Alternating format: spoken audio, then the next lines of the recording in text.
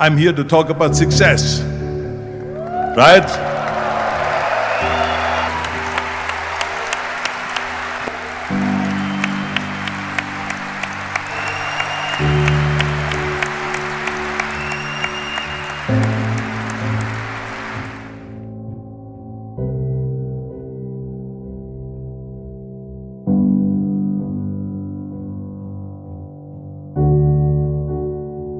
Now let me get right away to the first rule of success. The first rule of success is to have a vision. You see, if you don't have a vision of where you go, and if you don't have a goal where you go, you drift around and you never end up anywhere. It's like you can have the best ship in the world, you can have the best airplane in the world. If the pilot or the captain doesn't know where to go, it would just drift around. It would not end up anywhere, or most likely in the wrong place. So I was very fortunate that I stumbled onto my vision. I mean, as you know, I was born in 1947 in Austria after the Second World War. And I didn't really like Austria when I grew up. I couldn't wait to get out of there. I couldn't see myself becoming a farmer or a worker in a factory or anything like that. Even though my parents wanted me to stay there and have a normal life. My father wanted me to become a police officer like he was. My mother wanted me just to stay there and marry a girl and have a bunch of kids. But that was their vision, not mine. My vision was totally different. I felt that I was born for something special, for something unique, for something big. So I was searching. Then one day I went to school. I remember I was 11 years old, and they showed a documentary about America. And all of this stuff, and I said to myself, that's where I want to be. I don't want to be around here with these little farmhouses and these little buildings, and everything is old. I want to be in America. But now the question was just, how do you get to America? In those days, it was a very expensive trip. It's not like today. So again, I was very fortunate that one day after school, I walked by a store in Graz. And it was the only store that really sold kind of American stuff. So I went inside and I looked around and I looked at this stuff, and then I saw a magazine. I saw a bodybuilding magazine that had Reg Park on the cover. Reg Park was then a 3-time Mr. Universe. And I saw him on the big screen as Hercules. And on the cover it said, how Reg Park, Mr. Universe, became the Hercules star. So I looked at the cover and I said to myself, I got to get this magazine. So I bought the magazine, I took it home and I read it over and over from the front page to the back.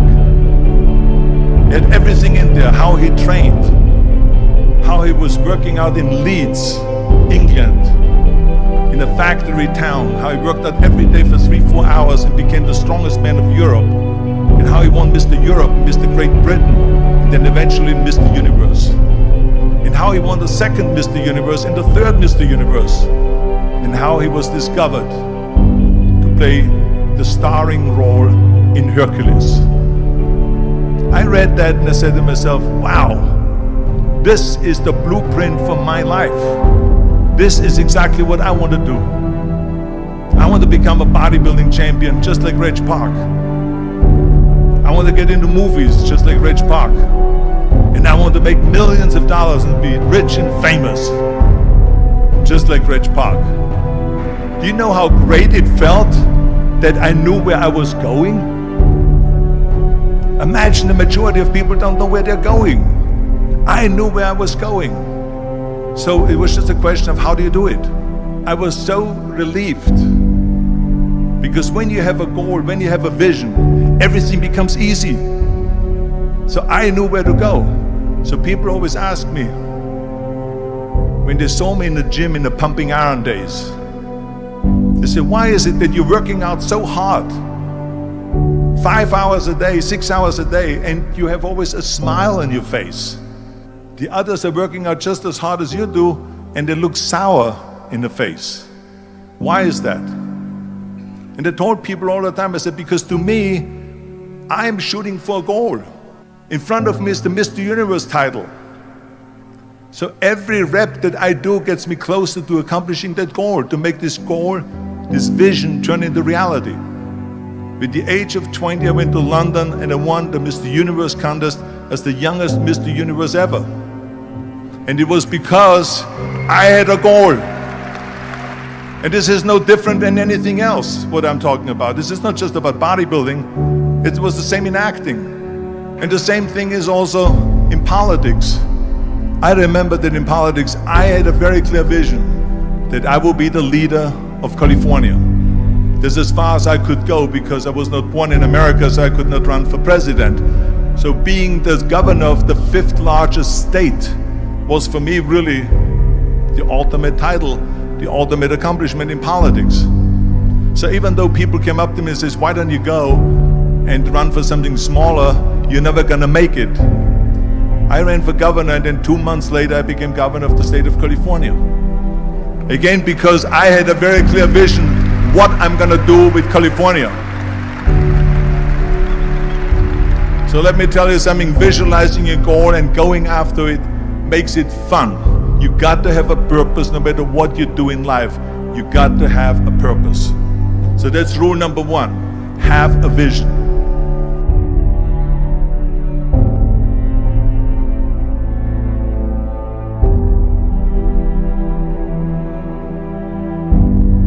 Rule number 2 is, don't listen to the naysayers. Everything I ever did, the thing that I heard out of people's mouth was, that's impossible. That can't be done. Or no. I remember when I wanted to be a bodybuilding champion, including my parents and everyone else around me, said this is impossible. That is exactly what I heard, and of course I proved to the people that it can be done. So whenever someone said to me, it can't be done, I heard it can be done. When they said no, I heard yes. And when they said it's impossible, I heard it is possible. Because I am a strong believer.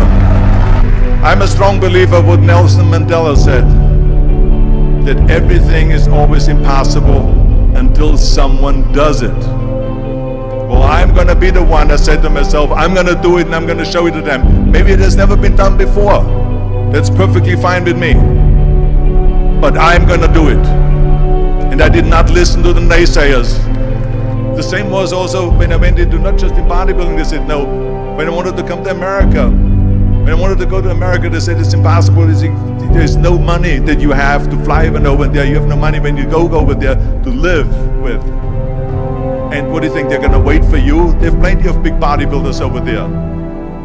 It was all no, and it can't be done, it's impossible. And I remember then that the same thing happened also when I went into the show business. I won 13 world bodybuilding championships altogether, and now I said to the agent, the Hollywood agent, I want to get into movies.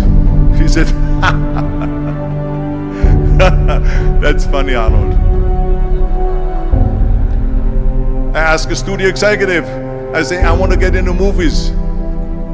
I want to be a leading man. He started laughing. So they all say it's impossible. I said, why is it impossible? He says, because look at how big you are. You weigh 250 pounds. Hercules bodies and muscular bodies weighing 20 years ago.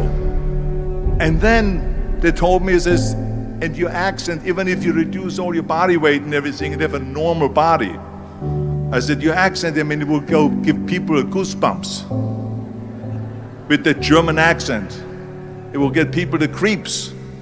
They will get scared. He says, no one in Hollywood ever has become a leading man that had an accent. That's the kind of stuff that they heard. They said, no, you see, it's impossible. And plus your name who can pronounce Schwarzen Schnitzel or something like that. No one can pronounce that, so forget about it, Arnold. This is the kind of thing that I heard. Now that's very encouraging, isn't it? But you know something? I didn't give a shit. I said to myself, in bodybuilding I worked out 5-6 hours a day. I'm gonna do the same thing now for acting. And of course I went to college to study English, accent removal, acting classes, and all of this stuff, all day long. I worked and I worked and I worked. And within a short period of time, I made one movie called Hercules in New York, which of course went right into the toilet. But it didn't discourage me.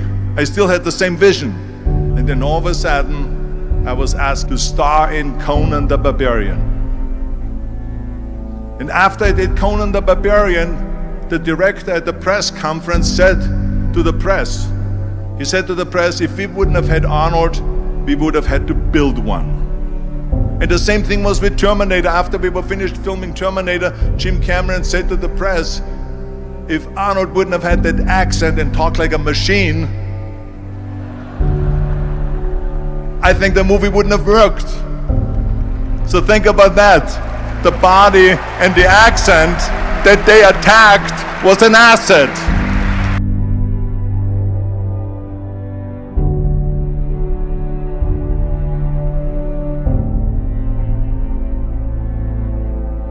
And the next thing, the third point that I'm going to make to you is work your ass off. There is no magic pill. There is no magic out there. You cannot get around. You have to work and work and work. And it drives me crazy when people say they don't have enough time to go to the gym for 45 minutes a day and work out. Or to do something for 45 minutes to an hour a day to improve. If it is physically improve or if it is mentally to improve. Imagine you read 1 hour a day about history. How much you will learn after 365 hours in 1 year.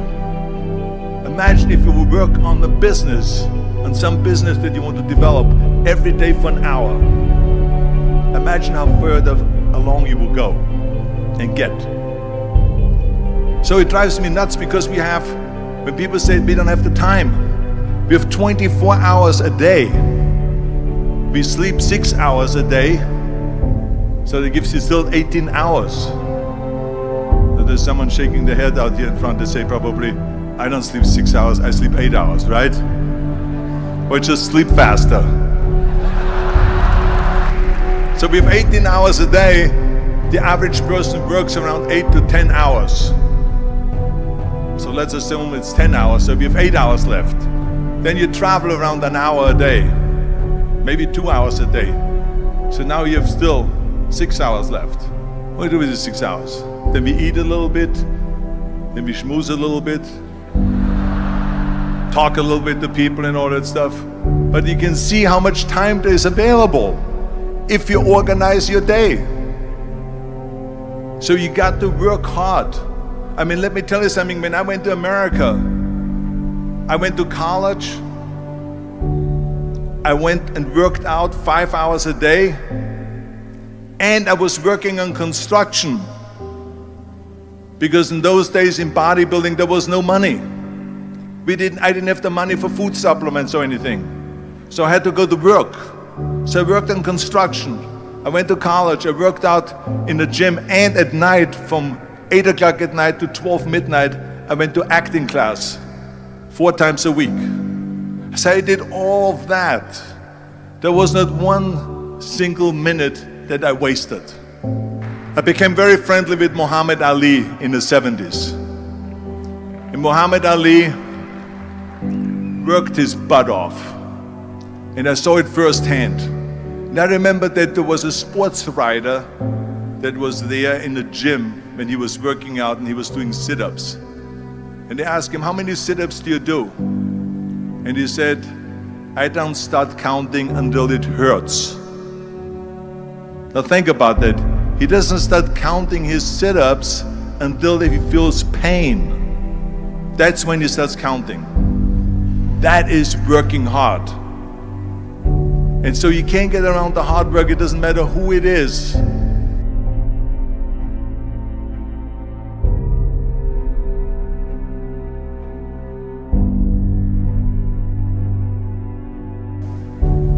Well, I hate plan B. But when you start doubting yourself, that's very dangerous. Because now what you're basically saying is that if my plan doesn't work,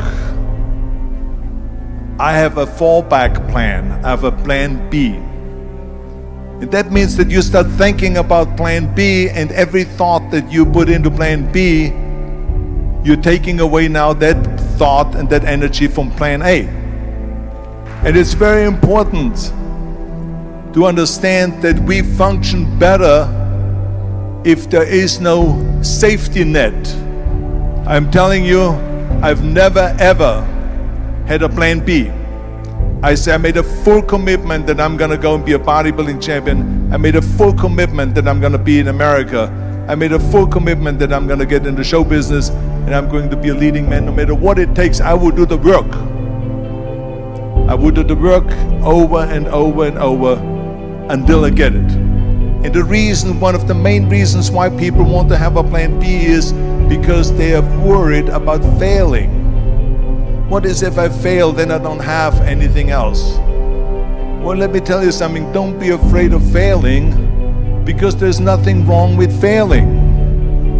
You have to fail in order to climb that ladder. There's no one that doesn't fail.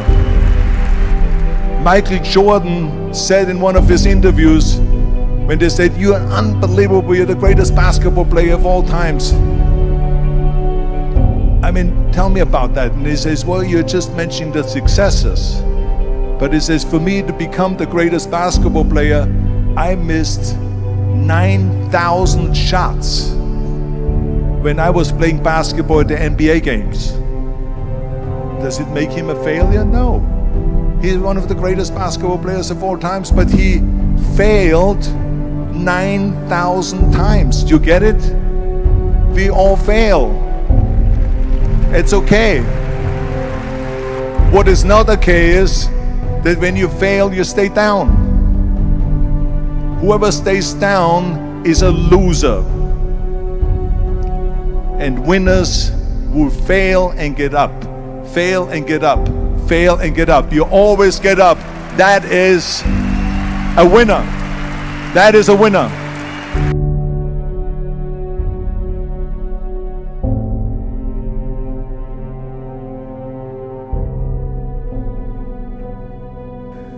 This is one of my 6 rules to success. You can only feel complete as a person if you think about what can you do for your fellow member around you that maybe needs help. I was an immigrant going to America, and I saw how America was the most generous country in the world. I mean, they opened up their arms to me, they helped me, they invited me for Thanksgiving dinner. The people, they brought me, the bodybuilders in the gym brought me plates to my apartment because I had no plates, I had no silverware, I had no bedware, I had no pillows, I had no blanket, I had no TV, I had no radio, I had nothing. They brought it to my apartment. And I said to myself, as an immigrant that is being embraced with open arms, that I need to go and make sure that I give something back. And this is when I started feeling obligated, and I said to myself, so what can I do? I'm a bodybuilder, what can I do? Well, then I realized, when I saw Special Olympics, that I can help and train Special Olympians.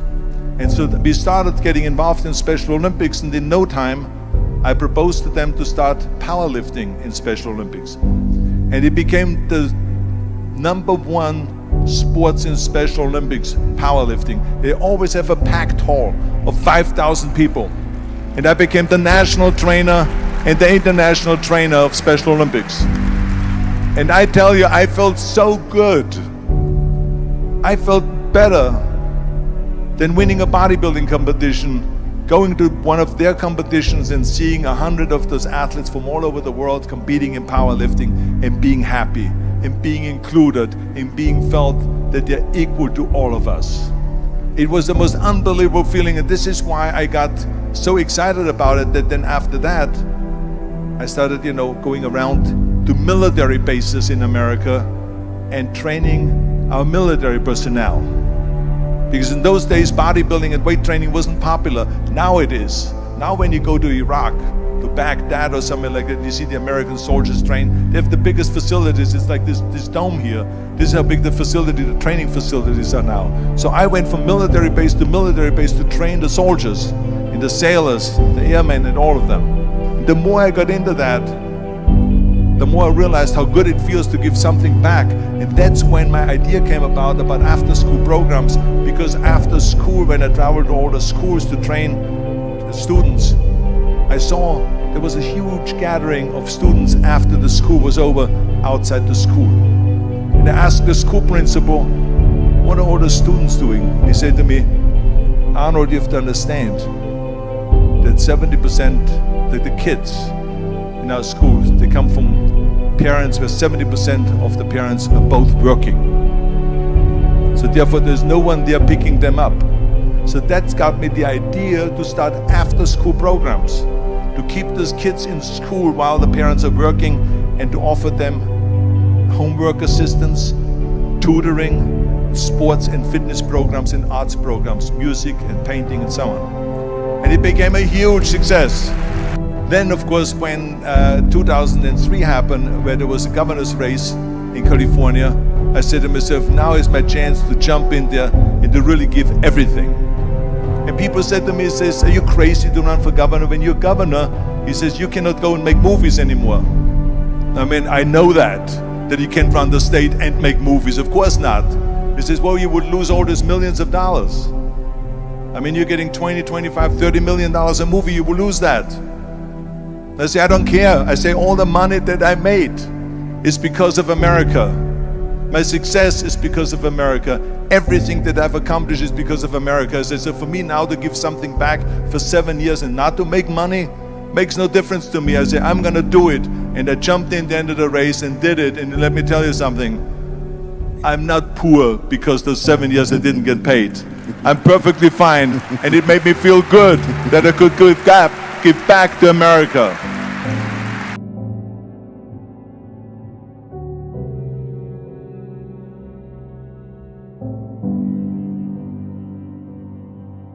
Well, I think that every day we are benefiting from someone helping us.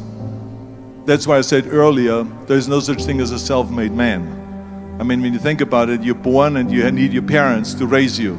You need your teachers to teach you. You need your coaches to do sports. And so when I think about back of the people that helped me, I remember that everything I did, I always needed help. Think about it when someone says, Arnold, you're the greatest self-made man. I said, you can call me anything you want, but don't ever call me self-made man. I said, because I did not get to that point by myself. I mean, think about just to be successful in the movies. The only one that makes you successful in the movie is the people that go to see the movie. So how can you say to you're self-made man when you need millions and millions and millions of people all over the world to go and see your movie? So people, then the press looks at it and says, this guy has a big box office success. It's the people, it's you. Imagine if Jürgen and I both think that we're self-made people and this hall right now is empty. No one here. Do you think this will be a successful conference? No. Who makes it successful is not him and me. We are just one little molecule that is added to the equation. But you are the ones that make this conference a successful conference. So thank you all of you for being here today. You are the ones that is making it big.